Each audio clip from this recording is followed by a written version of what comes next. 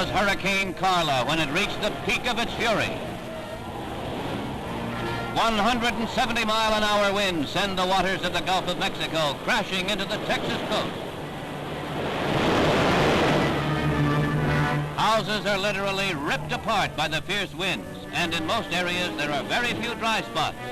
Insurance adjusters say damage will probably total $100 million. Advanced tracking of the storm enabled 500,000 people to evacuate to areas out of the path of Carla. Sections of the Louisiana coast on the Gulf were also hit hard by the raging storm.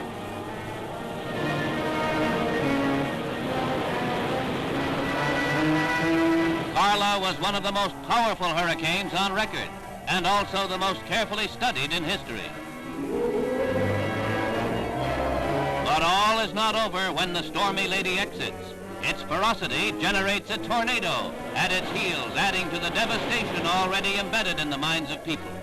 Floodwaters given a boost by the tornado span an area from the Gulf Coast to Illinois.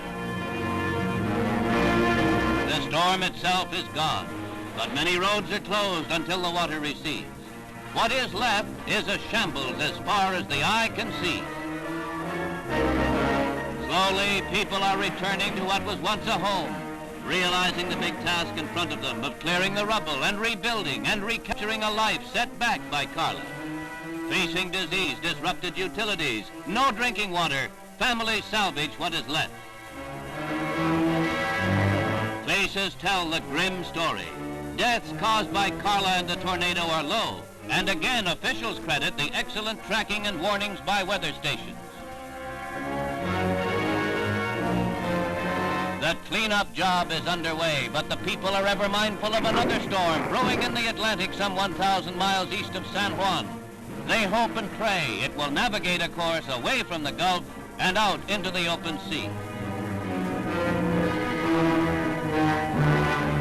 Rainfall caused by Carla reached 40 billion tons of water in a 300-mile-wide area stretching from the Gulf Coast to the Canadian border. Skeletons of what once were bustling communities will soon be removed, and life will begin anew.